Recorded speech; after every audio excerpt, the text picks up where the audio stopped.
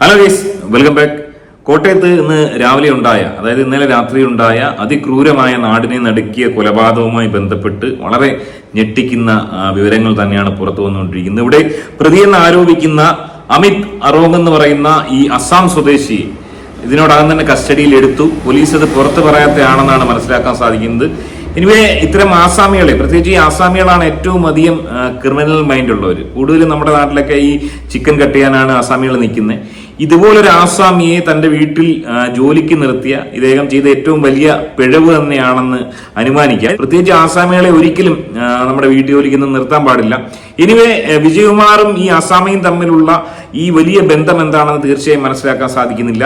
അത് മാത്രമല്ല, ഈ ഒരു കൊലപാതകത്തിൽ ഈ ആസാമി മാത്രമല്ല, ഇതിന്റെ പിന്നിൽ ആരൊക്കെ ഉണ്ടെന്നുള്ളതിന്റെ വ്യക്തമായ ചില സൂചനകളാണ് കിട്ടിക്കൊണ്ടിരിക്കുന്നത്. അതായത് അമിത് അറോങ് എന്ന് പറയുന്ന ആസാമി കഴിഞ്ഞ 2 വർഷമായി വിജയകുമാറിനോടൊപ്പം ജോലി ചെയ്യുന്നു. അതായത് വലിയ സാമ്പത്തിക ശേഷിയുള്ള കൊട്ടാരം പോലെയുള്ള ഈ ഒരു വീട്ടിൽ അമിതാണ് ഇവരെ സഹായിക്കാൻ ജോലിക്കുണ്ടായിരുന്നത്. അതിനിടയിൽ ഇവർ തങ്ങളിൽ ചില ഇഷ്യൂ ഉണ്ടാകുന്നു. അതായത് 1 കോടി രൂപയോളം സാമ്പത്തിക തിരിമറി വീട്ടുവേലക്കാരനായ അമിത് നടത്തിയെന്ന് പറയുന്നത് തന്നെ ഏറ്റവും ഞെട്ടിക്കുന്ന ഒന്നാണ്. 1 കോടി രൂപ വിജയകുമാറിന്റെ അക്കൗണ്ടിൽ നിന്ന് അമിത്തിന്റെ അക്കൗണ്ടിലേക്ക് അമിത് മാറ്റി. അതിനുശേഷം വിജയകുമാറിന്റെയോ ഭാര്യയുടെയോ ഒരു ഐഫോൺ, ആപ്പിളിന്റെ ഐഫോണോ മറ്റോ മോഷ്ടിച്ചു എന്നും പറയുന്നു. ഈ 2 വിഷയങ്ങൾ പിടിക്കപ്പെടുകയും അതിനെ തുടർന്ന് അമിതിനെ വീട്ടിൽ നിന്ന് പുറത്താക്കുകയും ചെയ്തു. അതുപോലെ തന്നെ കേസുമായി വിജയകുമാർ മുന്നോട്ട് പോവുകയും ആ കേസിനെ തുടർന്ന് അമിത് എന്ന് പറയുന്ന ഈ അസാമിയെ പോലീസ് അറസ്റ്റ് ചെയ്യുകയും പിന്നീട് അദ്ദേഹം ജാമ്യത്തിൽ ഇറങ്ങുകയും ചെയ്തു. ജാമ്യത്തിൽ ഇറങ്ങിയ ശേഷം കഴിഞ്ഞ ദിവസങ്ങളിൽ, അതായത് 2 ആഴ്ച മുമ്പേ ഇവരുടെ വീടിന്റെ മുന്നിൽ വരികയും ബഹളമുണ്ടാക്കുകയും ഒക്കെ ചെയ്തു. അതിനുശേഷം ഇന്നലെയാണ് ഈ ഒരു വലിയ ഇൻസിഡന്റ് ഉണ്ടാകുന്നത്. അതായത് രാത്രി പിൻവാതിലിലൂടെ അമ്മിക്കല്ല് ഉപയോഗിച്ച് വാതിൽ തുറന്നു. നമുക്കറിയാം, ഈ കുറുവാ സംഘമൊക്കെയാണ് ഈ കല്ലുപയോഗിച്ച്, വലിയ കല്ലുപയോഗിച്ച് വാതിൽ തുറക്കുന്ന സീനുകൾ നമ്മൾ കണ്ടിട്ടുണ്ട്. സോ അത്തരത്തിൽ കല്ലുപയോഗിച്ച് വാതിൽ തുറക്കുകയും, അതിനോടൊപ്പം മനസ്സിലാക്കുന്നത് വെൽ പ്ലാൻഡ് ആയിട്ടുള്ള ഓപ്പറേഷനാണ് ഈ ഒരു കേവലം ആസാം സ്വദേശി എന്ന് പറയുന്ന ഈ ഒരു ചെറുപ്പക്കാരൻ നടത്തിയിരിക്കുന്നത്. 2 പട്ടികൾ ഉണ്ടായിരുന്ന പട്ടിയെ വിഷം കൊടുത്ത് ഒരു പട്ടി മരിച്ചു, ഒരു പട്ടി അനങ്ങാതെ കിടക്കുന്നു. അതിനുശേഷം ഈ പറഞ്ഞ അമ്മിക്കല്ല് ഉപയോഗിച്ച് വീടിന്റെ പിൻവാതിൽ, അതായത് ഇത്രയും വലിയ ഒരു കൊട്ടാര സദൃശ്യമായ ഈ വീടിന്റെ പിൻവാതിൽ വളരെ ഈസിയായി തകർക്കുന്നു. അതായത് വീടിനെ പറ്റി വ്യക്തമായ ധാരണയുള്ള അമിത് തന്നെയാണ് അത് ചെയ്തതെന്ന് മനസ്സിലാക്കുന്നു. ഈ വീടിന്റെ പിൻവാതിലൊക്കെ ഈ പറഞ്ഞ വാള് പോലുള്ള കൂടുതൽ സ്ട്രോങ് ആക്കുന്ന സാധനങ്ങൾ ഘടിപ്പിക്കുന്നത് വളരെ ഉപകാരമാണ്. ഇത്തരം വിഷയങ്ങളൊക്കെ വരുമ്പോൾ അത് വലിയ രീതിയിൽ പ്രതിരോധിക്കും. ഇവിടെ വളരെ ഈസിയായി അമ്മിക്കല്ല് ഉപയോഗിച്ച് ഡോറ് തല്ലിപ്പൊളിക്കാൻ സാധിച്ചു. അതിനുശേഷം അകത്ത് കയറി ആദ്യം മീരയെ കൊന്നുവെന്നാണ് മനസ്സിലാക്കാൻ സാധിക്കുന്നത്. ആദ്യം മീരയുടെ തലക്കടിക്കുകയും അതിനുശേഷം വിസിറ്റിംഗ് റൂമിലായിരുന്ന വിജയകുമാറിന്റെ തലക്കടിച്ച് 2 പേരെ ഒരുപക്ഷെ കൊന്നതിന് ശേഷം ആയിരിക്കാം, പിന്നീട് അങ്ങോട്ടായിരിക്കാം ഈ മൃതദേഹം കോടാലി ഉപയോഗിച്ച് വികൃതമാക്കിയിരിക്കുന്നത് എന്നാണ് മനസ്സിലാക്കാൻ സാധിക്കുന്നത്. അതായത് 2 പേരെയും കൊന്നത് ഒരേ സമയത്ത് തന്നെയായിരുന്നു. അതുകൊണ്ടാണ് ഇവിടെ ഒരാൾക്ക് പോലും രക്ഷപ്പെടാൻ സാധിക്കാതിരുന്നത്. 2 പേരെയും ഏതാണ്ട് ഒരേ സമയം വകവരുത്തിയതിനു ശേഷം കോടാലി ഉപയോഗിച്ച് മൃതദേഹം വികൃതമാക്കുന്നു. അതുപോലെ തന്നെ ഇവരുടെ മൃതദേഹത്തിൽ ഉണ്ടായിരുന്ന സ്വർണ്ണാഭരണങ്ങൾ ഒന്നും എടുത്തിട്ടില്ല. യാതൊരു തരത്തിലുള്ള മോഷണവും വീട്ടിൽ നടത്തിയിട്ടില്ല. ആകെ കൊണ്ടുപോയിരിക്കുന്നത് CCTVയുടെ ഹാർഡ് ഡിസ്ക് ആണ്. അതിവിദഗ്ധമായി അസാം സ്വദേശിയായ ഈ അമിതിന് CCTVയുടെ ഹാർഡ് ഡിസ്ക് പോലും കരസ്ഥമാക്കാനുള്ള ഒരു പാഠവും ഉണ്ടായോ എന്നുള്ളത് ഏറെ അതിശയിപ്പിക്കുന്നതാണ്.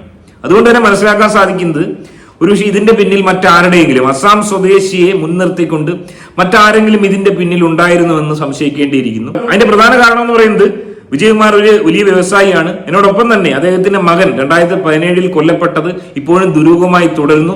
കാറിന്റെ ഉള്ളിൽ രക്തം വാർന്ന് കിടന്നതിന് ശേഷം റെയിൽവേ ട്രാക്കിൽ മരണപ്പെട്ട് കിടക്കുകയായിരുന്നു. ആത്മഹത്യയാണെന്ന് ആദ്യം പറഞ്ഞെങ്കിലും ഇദ്ദേഹം അതല്ല, കൊലപാതകമാണെന്ന് പറഞ്ഞ് CBI അന്വേഷണത്തിന് പോയിരിക്കുകയാണ്. അതിന്റെ വാദം നടന്നുകൊണ്ടിരിക്കുകയാണ്. അതിനിടയിലാണ് ഈ രീതിയിൽ ഒരു വലിയ ദുരന്തം ഉണ്ടാവുന്നത്. ഇവിടെ സ്വാഭാവികമായും തോന്നുന്ന ചില കാര്യങ്ങൾ, അതായത് ഒരു അസാം സ്വദേശിയായ ഒരു വ്യക്തിക്ക് ഈ 1 കോടി രൂപയുടെ ഒരു തട്ടിപ്പ് നടത്താനുള്ള ശേഷിയുണ്ടോ? അതൊന്ന്. എന്ത് തരത്തിലുള്ള ഒരു ഇടപെടലായിരുന്നു ഈ വിജയകുമാറും അസാം സ്വദേശി അമിതും തമ്മിൽ ഉണ്ടായിരുന്നത്?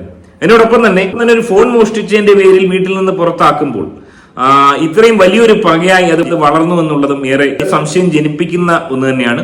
ഇതിനോടകം തന്നെ അമിതിനെ പോലീസ് കസ്റ്റഡിയിലെടുത്ത് പോലീസ് കസ്റ്റഡിയിലുണ്ട്. എന്നാൽ പോലീസ് ഇത് സ്ഥിരീകരിക്കുന്നില്ല. അമിതിനെ ചോദ്യം ചെയ്തുകൊണ്ടിരിക്കുകയാണ്. ഒരുപക്ഷെ അമിതിന്റെ പിന്നിൽ ഗൂഢശക്തികൾ ഉണ്ട് എന്നുള്ള പോലീസും സംശയിക്കുന്നുണ്ടാവാം. അതായത് ഒരു അസാം സ്വദേശിക്ക് ഇത്ര വെൽ പ്ലാൻഡായി ഇതുപോലൊരു മർഡർ ചെയ്യാൻ മുൻകാലത്ത് ഇത്തരം അറ്റംപ്റ്റുകൾ ഒന്നും നടത്താത്തൊരു വ്യക്തിക്ക് ഈ രീതിയിൽ വെൽ പ്ലാൻഡ് ആയിട്ട് മർഡർ നടത്തുവാനുള്ള ശേഷി ഉണ്ടോ എന്ന് സ്വാഭാവികമായും ആരും സംശയിച്ചേക്കാം. സോ തീർച്ചയായും ഞാനും സംശയിക്കുന്നത് ഈ ഒരു വിഷയത്തിൽ അസാം സ്വദേശിയുടെ വൈരാഗ്യമാണെങ്കിലും അസാം സ്വദേശിയെ മുൻനിർത്തി മറ്റാരോ പിന്നിൽ നിന്ന് കളിച്ചു എന്ന് ഏറെ സംശയിക്കേണ്ടിയിരിക്കുന്നു. ഏറെ ദൗർഭാഗ്യകരമായ ഒരു വാർത്ത തന്നെയാണ്. വളരെ സമ്പന്ന കുടുംബമാണ്. 2017 മകൻ നഷ്ടപ്പെടുന്നു. ഒരു മകളാണ് ഇനിയുള്ളത്. മകൾ അമേരിക്കയിൽ പഠിക്കുകയാണ്, ഡോക്ടറാണ് എന്ന് മനസ്സിലാക്കുന്നു. എനിവേ ഏറെ ദൗർഭാഗ്യകരം. 64ഉം 60ഉം വയസ്സുള്ള ഡോക്ടറായ ഭാര്യ മീര, അതുപോലെ തന്നെ വലിയ സമ്പന്നനായ വിജയകുമാറിന് ഈ ഒരു അവസ്ഥ വന്നത് ഏറെ ദുഃഖിപ്പിക്കുന്നതാണ്. ഒരുപക്ഷെ ഇത്തരം ക്രിമിനൽ ആക്ടിവിറ്റീസിൽ ഇടപെടുന്ന അസാമികളെയും ബംഗാളികളെയും വീണ്ടും നമ്മുടെ നാട്ടിൽ വെച്ച് പൊറുപ്പിക്കുന്ന അവരായത്തരം അത് തന്നെയാണ് പ്രധാന കാരണം. അത് തന്നെയാണ് ഇത്തരം കൊലപാതകങ്ങൾ ഏറി വരാൻ പ്രധാന കാരണം. നമ്മുടെ നിയമം വളരെ ദുർബലമാണ്. ഇത്തരം ഔരായത്തരങ്ങൾ കാണിക്കുന്ന ഈ അന്യസംസ്ഥാന അതിഥി തൊഴിലാളികളെ കേരളത്തിൽ നിന്ന് ഉടൻ തന്നെ പുറത്താക്കുക. പിന്നെ ഇങ്ങോട്ട് മടങ്ങി വരാൻ അനുവദിക്കരുത്. ഇന്നും ഇന്നലെയും തുടങ്ങിയ സംഭവങ്ങളല്ല, നിരവധി ബംഗാളികളും ആസാമികളും എത്ര പേരെയാണ് നമ്മുടെ കേരളത്തിൽ കൊന്നിരിക്കുന്നത്? എത്ര സ്ത്രീകളെ, വീട്ടമ്മമാരെ കൊന്നിരിക്കുന്നു, എത്ര ആളുകളെ കൊന്നിരിക്കുന്നു. ജിഷ കേസിൽ ഉൾപ്പെടെ എത്ര വലിയ കൊലപാതകങ്ങളാണ് ഈ അതിഥി തൊഴിലാളികൾ ഇവിടെ നടത്തിയിരിക്കുന്നത്. എന്തുകൊണ്ടാണ് ഈ അതിഥി തൊഴിലാളികൾ, ക്രിമിനലുകളായ അതിഥി തൊഴിലാളികളെ നമ്മുടെ കേരളത്തിൽ നിന്നും തുരുത്തി ഓടിക്കാൻ കഴിയാത്തത്? വീണ്ടും ഇത്തരം സംഭവങ്ങൾ ഡേ ബൈ ഡേ ഉണ്ടാവുകയല്ലേ. സോ വീണ്ടും പറയാൻ ആഗ്രഹിക്കുന്ന കാര്യം, ഇതുപോലുള്ള അസാമികളെ വീട്ടിൽ പണിക്ക് വെച്ചേക്കുന്ന ആളുകൾ അല്ലെങ്കിൽ അവരുമായി സാമീപ്യം പുലർത്തുന്ന ആളുകൾ ഒന്ന് കരുതിയിരിക്കുന്ന നല്ലതാണ്. കാരണം അത്രയും അധികം റിവഞ്ചുള്ള, അത്രയും അധികം വൈരാഗ്യ ബുദ്ധിയുള്ള ആൾക്കാരാണ് ഈ അസാമികളും ബംഗാളികളും ഒക്കെ. അവരെന്ത് ചെയ്യും എന്ന് നമുക്ക് ഒരിക്കലും പ്രെഡിക്റ്റ് ചെയ്യാൻ പറ്റത്തില്ല. കോഴി അറക്കുന്നവന്മാരാണ്, എന്തും ചെയ്യാം, അവരെന്തും പ്രവർത്തിക്കും. ഇമാരൊക്കെ ഈ ചോര കണ്ട അറപ്പ് മാറിയവന്മാരാണ്. അവരെ സംബന്ധിച്ച് ഇതൊക്കെ വളരെ പുഷ്പം പോലെ ചെയ്യാൻ പറ്റുന്ന കൊലപാതകങ്ങളാണ്. ജയിലിൽ പോയാൽ ഒരു വിഷയമില്ല, യാതൊരു ഉത്തരവാദിത്വം ഫാമിലി ഒന്നും ഇല്ലാതെ നടക്കുന്നവന്മാരാണ്.